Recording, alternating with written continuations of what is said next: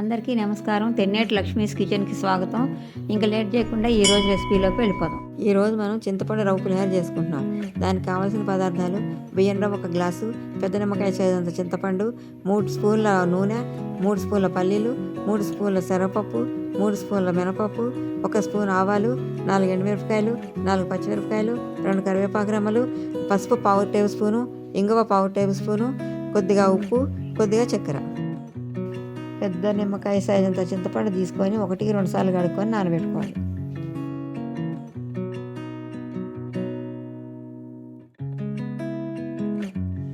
ఒక మందపాటి తీసుకొని దాంట్లో ఒక 2 స్పూన్ల నూనె వేసుకోవాలి.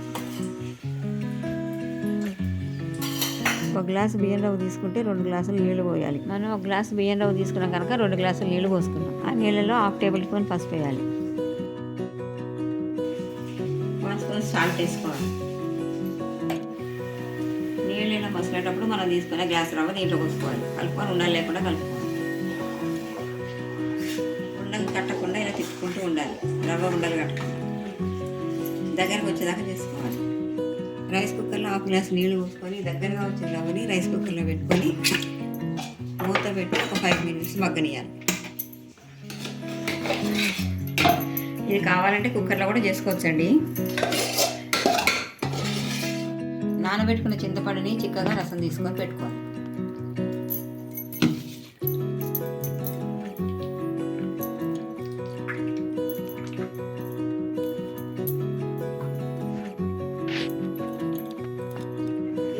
ఒక 4 టేబుల్ స్పూన్లు ఆయిల్ వేసుకుందాం.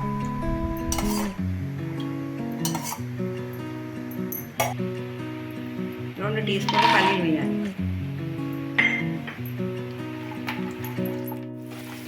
నేను ఈ పొట్టు మినపప్పు వాడుతున్నా కనుక కొంచెం లేట్గా వేసుకున్నాను. అదే మీరు గుండు మినపప్పు వేసుకుంటే ముందరలోనే శనగపప్పుతో పాటు వేసేయచ్చు. ఇవన్నీ బాగా వేగాక ఎర్రగా వేగాక ఆవాలు చిటపట మన్నాక ఒక 4 మిరపకాయలు ముక్కలు చేసుకొని వీడియోలో చూపించిన విధంగా వేసుకోవాలి. ఇప్పుడు తరిగి పెట్టుకున్న పచ్చిమిరపకాయలు కరివేపాకు వేసేయాలి.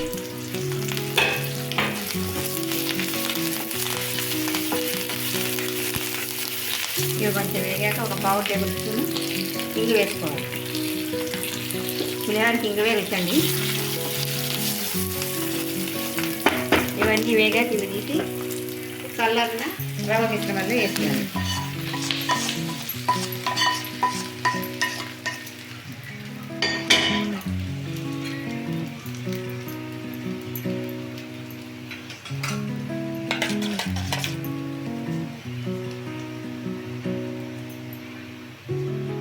ఇప్పుడు ఒక 5 టీ స్పూన్ల చింతపండు వేసుకోవాలి.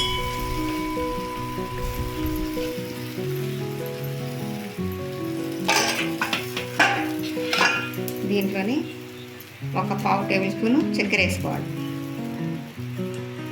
అయిపోయింది. ఇవన్నీ మిక్స్ చేసుకోవాలి. ఇవి మొత్తం మిశ్రమాన్ని రవ్వలో బాగా మిక్స్ అయ్యేట్లా కలుపుకోవాలి. బాగా కలుపుకొని రవ్వ పులిహోర రెడీ. చింతపండు రవ్వ పులిహోర రెడీ. ఇది చాలా బాగుంటుందండి. శనివారాలప్పుడు ఉపవాసాలప్పుడు కూడా తినచ్చు. మన రవ్వ ఎసరు పెట్టినప్పుడు ఉప్పు పసుపు వేసుకున్నాం, కానీ ఇప్పుడు మీకు ఒకవేళ తక్కువైనట్టు అనిపిస్తే మొత్తం రెడీ అయినాక కొంచెం సాల్ట్ వేసి స్టేజ్లో కలుపుకోవచ్చు. బియ్యం రవ్వ పులిహోర రెడీ. ఈ రెసిపీ మీకు నచ్చినట్లయితే షేర్ చేయండి, లైక్ చేయండి, సబ్స్క్రైబ్ చేయండి. నా కొత్త వీడియోస్ మీ వరకు రావాలంటే బెల్ ఐకాన్ ప్రెస్ చేయండి. మరొక మంచి రెసిపీతో మీ ముందరికి వస్తాను. Thank you.